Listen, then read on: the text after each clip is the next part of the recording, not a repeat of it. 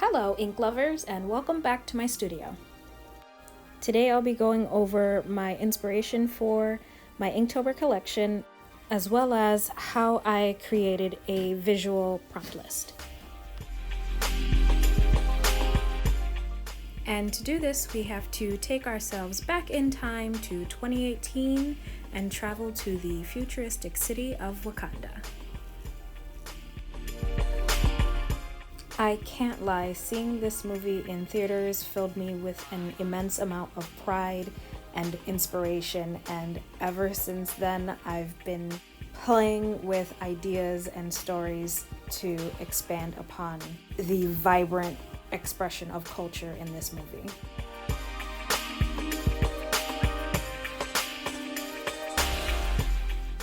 So for me that meant taking my portrait illustrations and infusing them with elements of pattern design, a bit of futuristic technology, tribal body paint, and fabulous hair.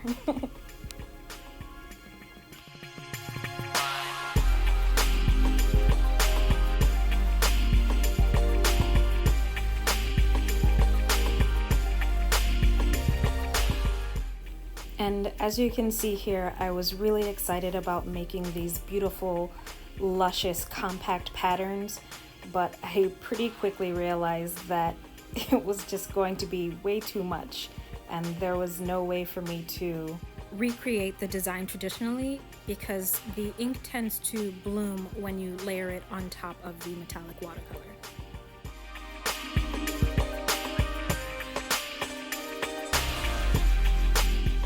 You'll see that I transition into something a little less complicated just so it's a little bit easier for me when I start the inking.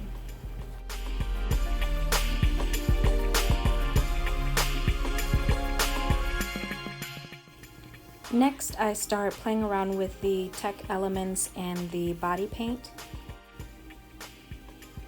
And although I really love where it ends up going, I realize again it starts becoming just really cluttered, and considering I have to do 31 days of drawings, I realized that this was all just way too much. And by that I mean too much for me. I'm sure this would be simple enough for someone else, but I am a very slow artist. I take my time and I like to get my details perfect if I can, and I know that's a thing that I should probably reel in, but I realized that I needed to pull it back some. It was a very throw everything at the wall and see what sticks kind of method. But I really love the result of the first pattern.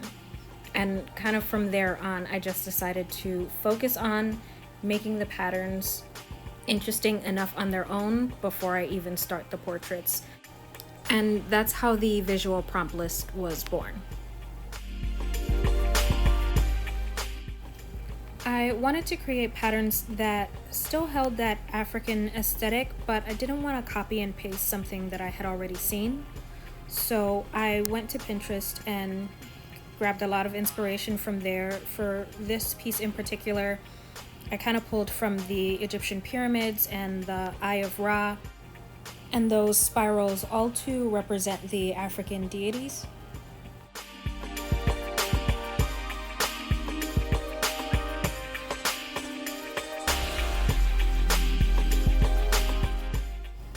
When I got around to this piece, I was having a little bit of an artist block day, so I started out with a bunch of scribbles, and I realized that there was a part of me that just really wanted to do a compact design, and I figured, you know what, if my instinct is to keep going in this direction, then I just need to do it and figure out everything else afterwards. And in the end, I was really happy that I made that decision because this ended up being one of my favorite of the 4 patterns. I decided, you know what, I have 2 that are a little more simplified, so that means I can have 2 that are a little bit more complicated.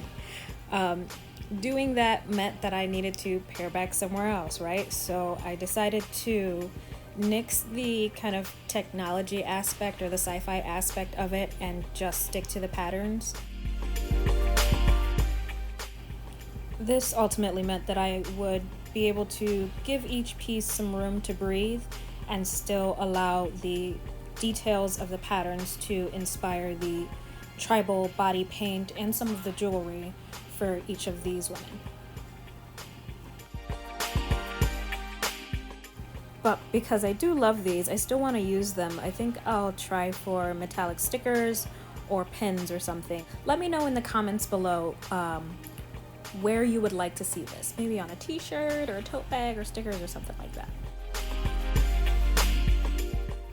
Lastly, I decided to pre-plan 7 illustrated portraits, so each one will be used at least 4 times, and then that way the only thing that I have to come up with day of the drawings is the hair and makeup. I am super excited to start inking. I've actually got, I want to say, about half the month already kind of prepared. So if you actually go over to my Instagram page, that is Maria_is_art, you'll catch a sneak peek of what I've been working on there, along with all of my daily Inktober posts. And as always, guys, I just want to say thank you all so much for watching. If you'd like to use my visual prompt list, please remember to hashtag your Instagram posts AfroInks2020 so that I can check out your artwork.